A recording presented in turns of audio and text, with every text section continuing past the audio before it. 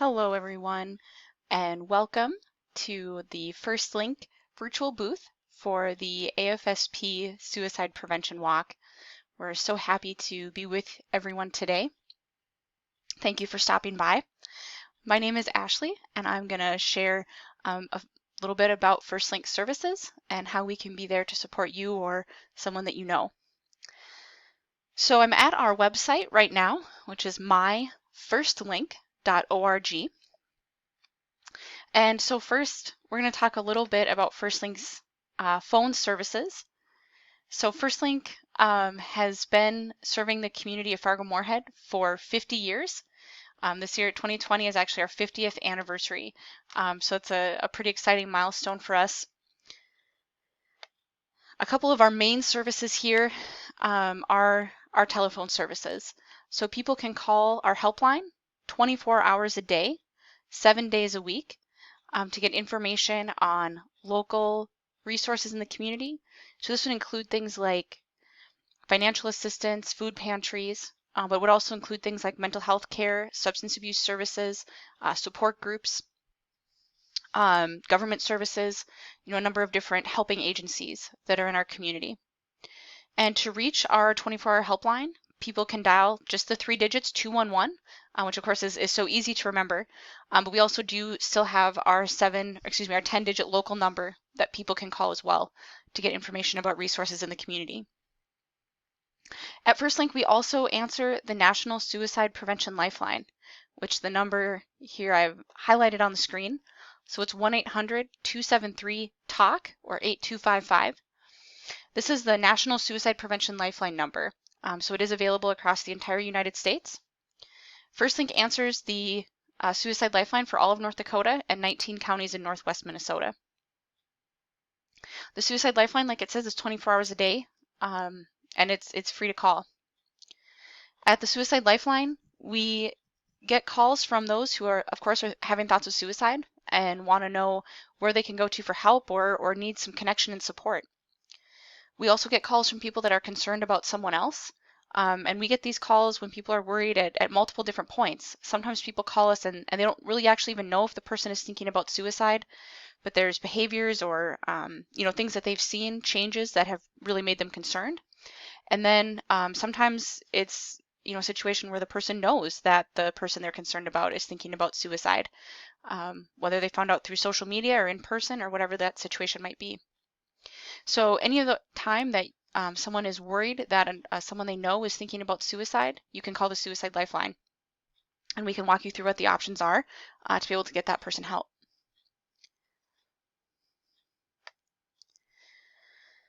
Also at FirstLink, we have a program called Caring Contacts. And so the Caring Contacts program receives referrals from hospitals and clinics across North Dakota, as well as our phone lines. And the program offers follow-up calls or caring contacts to people who recently had thoughts of suicide or suicidal behaviors. So in the case of the hospital or clinic referrals, if a person is seen in one of our partner hospitals or facilities, when they are discharged, they are offered a caring contact follow-up call. We know that when people are discharged from the hospital, the first 24 to 48 hours is one of the most dangerous times for suicide attempts, is when people have been recently discharged from a hospital. And so that's why we try to follow up within 24 to 48 hours of people being discharged. If we are able to reach that person, we talk with them about, how they've been doing since discharge, if they were able to get access to their medication, how they feel like they're coping, if they need any assistance finding other resources. And then we also offer to continue to call or follow up with that person weekly, every other week, or monthly. It's really based on the caller's needs. And then we do also offer this program to people who call on our helpline or the Suicide Lifeline that are having thoughts of suicide. So again, we can call them back and check in and see how things are going. We also offer a Community Navigator for Addiction Services program. So the Community Navigator has partnerships and a lot of knowledge on this addiction system and can help people to basically navigate the system of getting addiction treatment.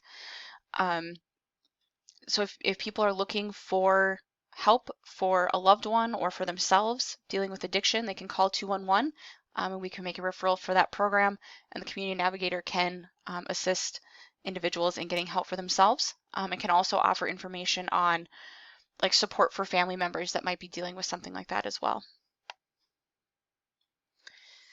And then here we have some information about our accreditation. So there's some outside organizations that accredit FirstLink, and of course information on our board of directors. Also on our website, we do have some information about statistics. So kind of showing, how many calls we get, and this is kind of a live look, or excuse me, this is January through March, as far as the number of calls and texts handled, suicide-related calls, breakdown of call type. You can see the kind of how it has that cool little graphic that scrolls across there.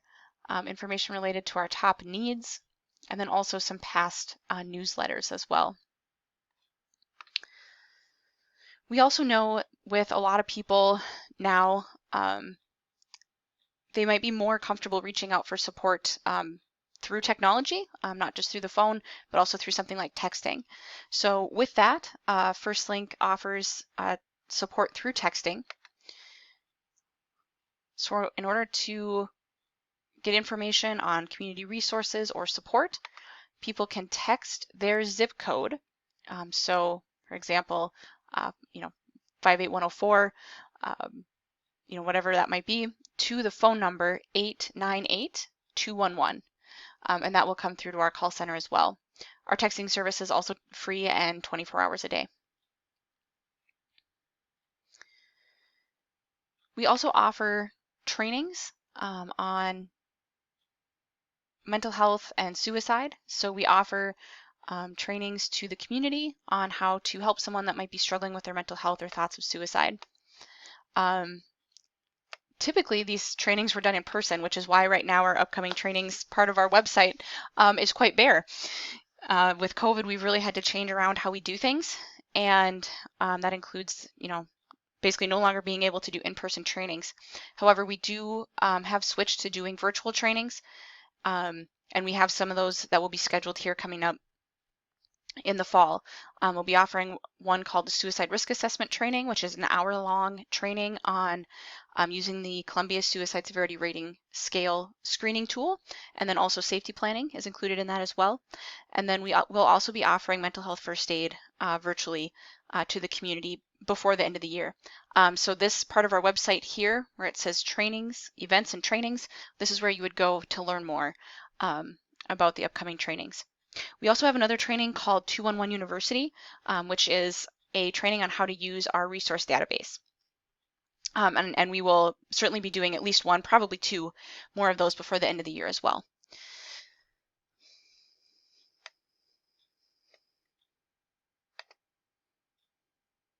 If you do want to learn any more information about all of our services, you can do that here. So if you are looking for a longer description of all of our services, who should utilize FirstLink, things like that.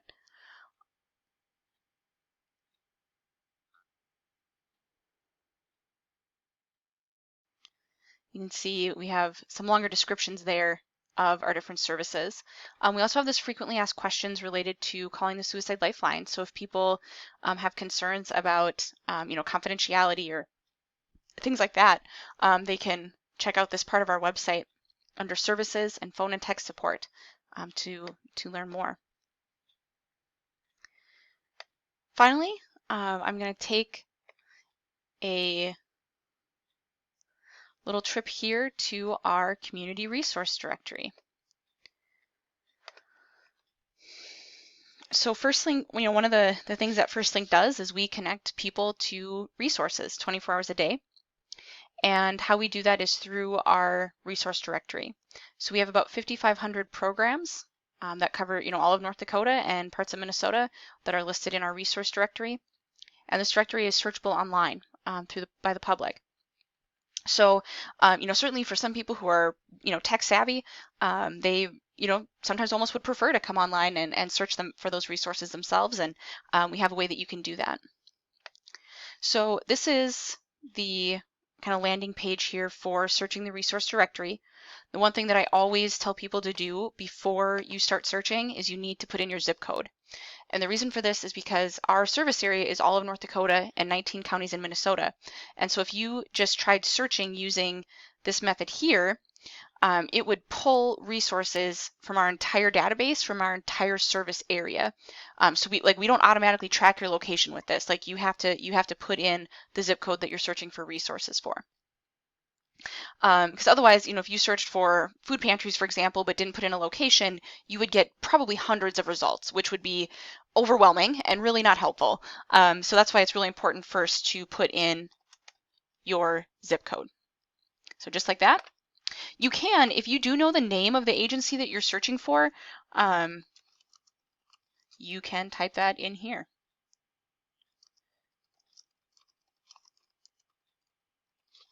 There we go. And we can kind of see how it took a little bit of time there, but it did kind of auto-populate some results. So we see here we have the national AFSP listing, and then we also have some of the different services here in North Dakota. So the North Dakota chapter, the support group, and then Healing Conversations.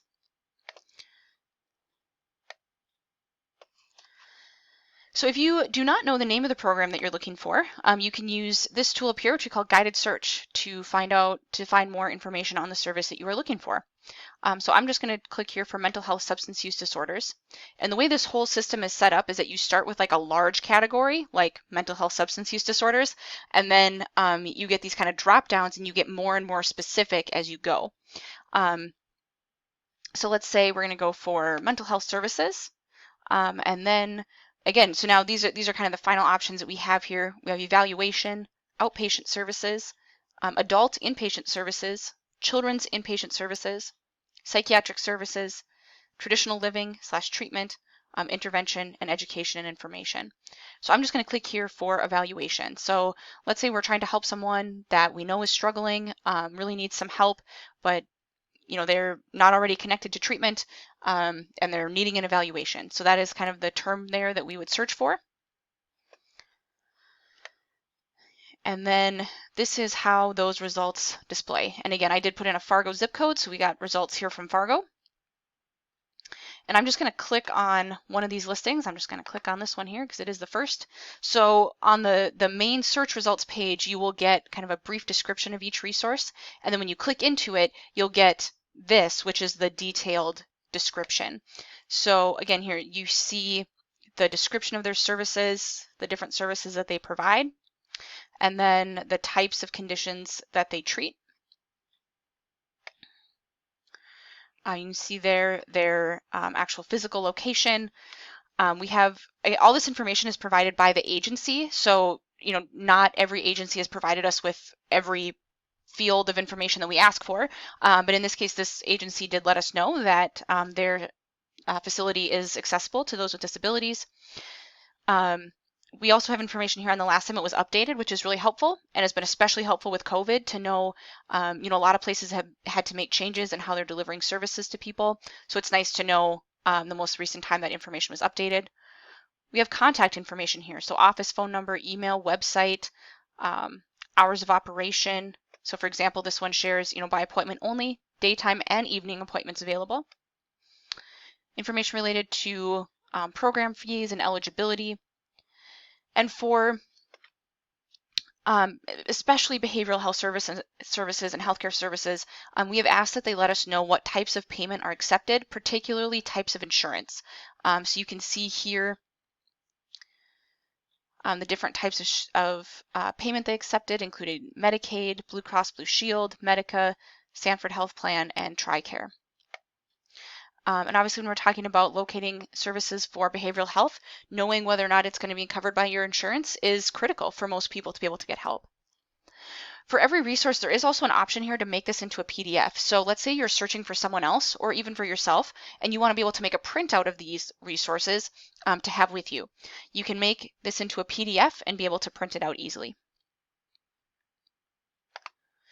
The other really fantastic feature about the resource directory is what we call filtering.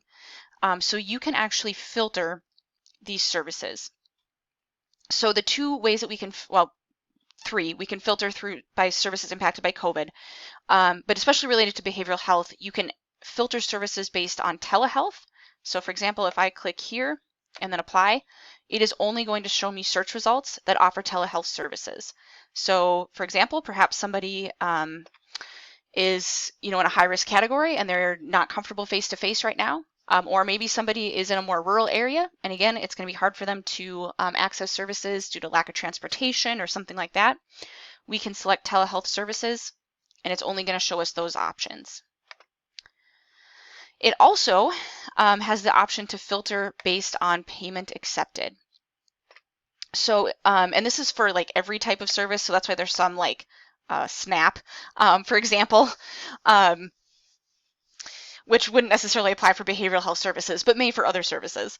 So you can select, let's say you have the Sanford Health Plan, you can select that, and again, hit apply, and it will only show you resources that accept the Sanford Health Plan, which is definitely going to be time saving, considering, in some of the cities of North Dakota, there are a number of behavioral health resources listed, and it's going to be a lot easier just to be able to filter out the ones that accept your insurance than having to go through and click on every single one to see if they accept your insurance. So there we go. That will just show you those services here. So thank you everyone for joining our virtual booth today. We hope you learned a little bit more here about FirstLink and how we can be of service to those in the community that are needing extra support, that might be feeling lonely right now due to COVID, or needing some extra connection or information on resources as to where they can go to for help.